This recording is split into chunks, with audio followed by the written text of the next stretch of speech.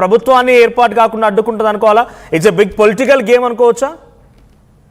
ముందుగా మీకు ప్యానెల్లో ఉన్న పెద్దలకి నమస్కారం అండి.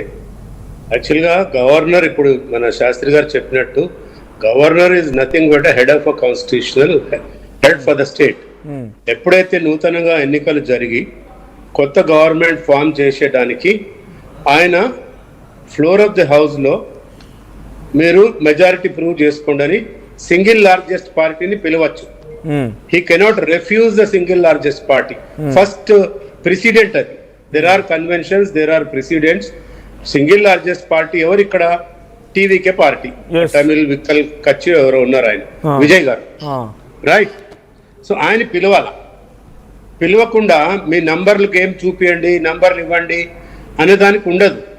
ఎప్పుడైతే అక్కడ సపోజింగ్ వేరే రెండు పార్టీలు కలిసి కాంగ్రెస్ ఇంకేదో పార్టీ కలిసి మేము కూడా అప్రూవ్ చేస్తాం మెజారిటీ అన్నప్పుడు అనిశ్చితి ఉన్న పరిస్థితుల్లో ఆయనకు డిస్క్రిషన్ ఉంటుంది. మూడు పాయింట్స్ చూడాల్సి ఉంటుంది గవర్నర్ గారు. ఒకటి, సింగిల్ లార్జెస్ట్ పార్టీని పిలవాలి, ఫస్ట్ ప్రెసిడెంట్, అది ఆర్టికల్ 163లోనే ఉంది క్లియర్ గా. సెకండ్ ఏమో కోలిషన్ ఉంటే, ప్రీ పోల్ అలయన్స్ ఉంటే వాళ్ళని పిలవచ్చు రెండు పార్టీలని. లేదు పోస్ట్ పోల్ అలయన్స్ ఉంటే వాళ్ళిద్దరు కలిసి పిలవచ్చు. ఇక్కడ ఆ ఇష్యూ రాలేదు, ఎందుకంటే సింగిల్ లార్జెస్ట్ పార్టీ విజయ్కి వచ్చింది. Straight away he can call Vijay and ask him to prove the majority on the floor of the house. That is the article 163 says. But ఇక్కడ మీరు అన్నట్టు ఏదో పొలిటికల్ గేమ్ నడుస్తా ఉన్నట్టుంది, విచ్ ఈస్ వెరీ బ్యాడ్. ఇక్కడ ఇంకో విషయం చెప్పాలా, 2001లో గతంలో కర్ణాటకలో యడ్యూరప్ప ముఖ్యమంత్రిగా ఉన్న అదే చెప్తున్నాను నేను. ఇంత యాక్చువల్గా ఏంటంటే ప్రయర్ టు దాట్ 2001లో జస్టిస్ జీవన్ రెడ్డి గారి commission, law commission of India chairman ఉన్నప్పుడు ఇన్స్టిట్యూషన్ ఆఫ్ గవర్నర్ మీద ఒక 45 పేజీల ఒక బుక్లెట్ సమర్పించారు గవర్నమెంట్ ఆఫ్ ఇండియాకి. గవర్నర్ ఏమేం చేయాలి, ఏమేం చేయకూడదు, హక్కులేంటి, విధులేంటి, ఏ విధంగా ప్రవర్తించాలని. దాన్ని కూడా పక్కన పెట్టారు ఇప్పుడు ఆ జీవన్ రెడ్డి కమిషన్ ఇచ్చిన రిపోర్ట్ ని. ఇక్కడ ఏంటంటే 2018లో యడియూరప్ప గారు సింగిల్ లార్జెస్ట్ పార్టీ ఉంది, కానీ అంతకుముందు జేడిఎస్ అండ్ కాంగ్రెస్ కలిసి మాకు ప్రీ పోల్ అలయన్స్ ఉంది, మమ్మల్ని పిలవండి అంటే అప్పుడు గవర్నర్ పిలవలేదు, యడియూరప్ప గారిని పిలిచారు. He form the government because it was a single largest party.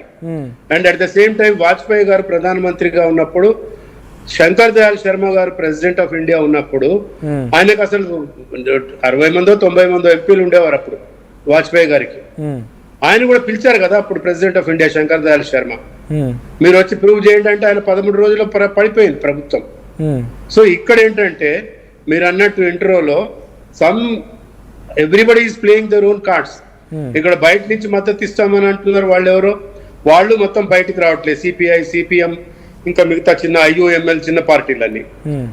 ఇక్కడ విజయ్ కూడా నంబర్ తీసుకుపోయే అవసరం లేదు. ఆయన ఇంతమంది సంతకాలు పెట్టారు మాకు అని నంబర్స్ ఇచ్చే అవసరం లేదు. కాన్స్టిట్యూషన్ ఏం చెప్తుంది? సింగిల్ లార్జెస్ట్ పార్టీ మాది, మేము ఫామ్ చేస్తామని గవర్నర్ దగ్గర పోవాలి, అంతే. Floor of the house governor అడుగుతోంది గ్యారంటీ అండ్ నెంబర్స్ అడుగుతున్నారు.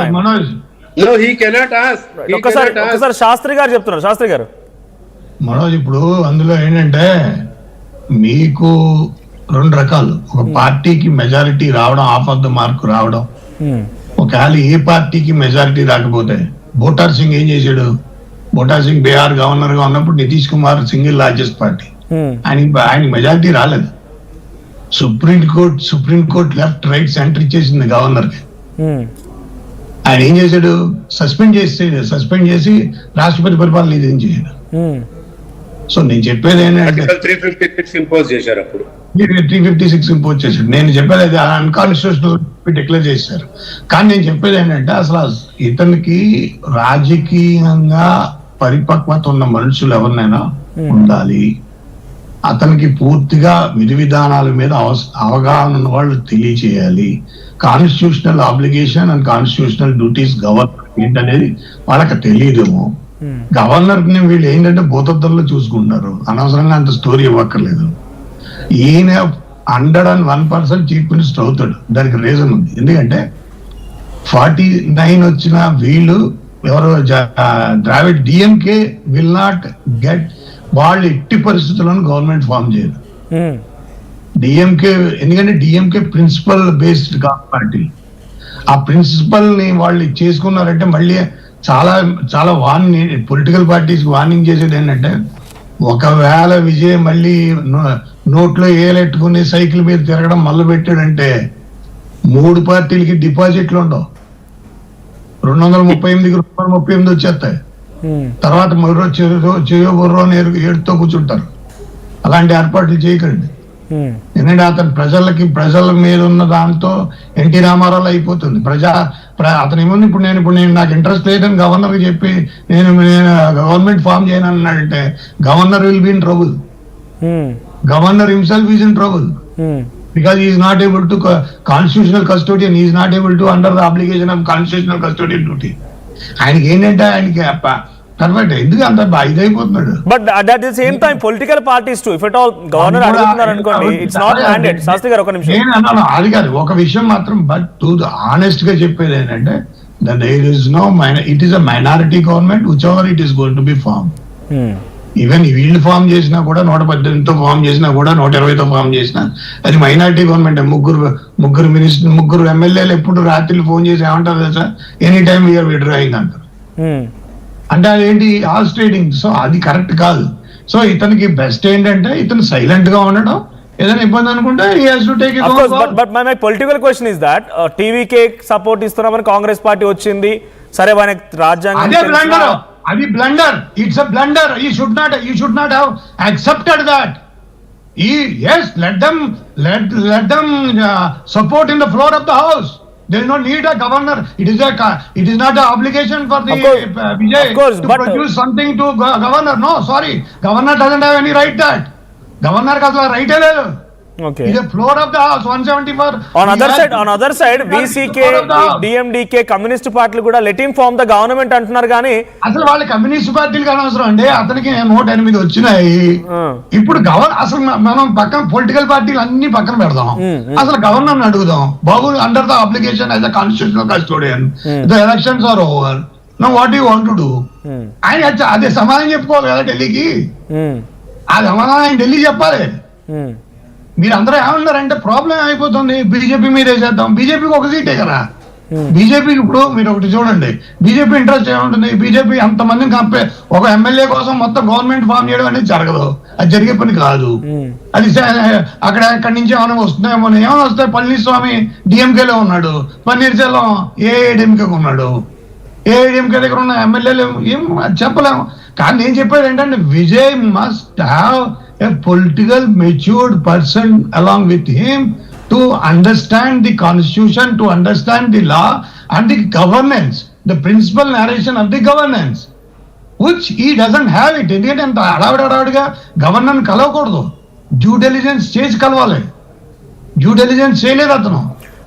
శర్మ గారు, he have an opportunity to challenge governor decision to governor decision challenge చేసే అవకాశం ఉంటుందా విజయ్ ఉన్నటువంటి స్కోప్? 101% కొట్టేస్తుంది సుప్రీం కోర్టు.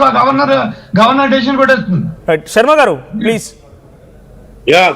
గతంలో ఇదే ఇప్పుడు శాస్త్రి గారు చెప్పినట్టు బూటా సింగ్ ఇష్యూలో సుప్రీంకోర్టు పోతే అప్పుడు సుప్రీంకోర్టు చివాట్లు పెట్టింది. You cannot rule the government under the leadership of a governor. Call the meeting, assembly పిలిచి ఇమీడియట్ గా చెయ్యండి అని చెప్పి అప్పుడు చివాట్లు పెడితే మిమ్మల్ని శాక్ చేస్తా అని చెప్పింది అప్పుడు. సో అప్పుడు మళ్ళా వాళ్ళు ఇది చేశారు. సో ఇప్పుడు ఇక్కడ సుప్రీంకోర్టు పోతే సేమ్ డైరెక్షన్ వస్తుంది. గవర్నర్ కి డైరెక్షన్ ఇస్తారు, విత్ ఇన్ 1 వీక్ 4 days మీరు ఇమీడియట్ గా ఫ్లోర్ ఆఫ్ ద హౌస్ లో మీటింగ్ పెట్టండి. ఎవరుంటే వాళ్ళని ప్రూవ్ చేయమని చెప్పి ఇన్వైట్ చేయాలా. But president is single largest party. అది ఫాలో కావాలి కదా గవర్నర్ గారు. అది కాకుండా మీరు అన్నట్టు పొలిటికల్ గేమ్ ఆడే మటుకు it's very bad. That is unwarranted. In fact the political parties too as asked, నేను శాస్త్రి గారు అడిగినట్టుగానే ఈ వీసీకేలు సిపిఐలు let him form the government అంటూ ఉన్నాయి. సో ఫైనల్ గా ఫ్లోర్ ఆఫ్ ది హౌస్ కి వచ్చినాక కూడా సపోర్ట్ ఇచ్చే అవకాశం ఉంటుందా ఒకవేళ అక్కడ?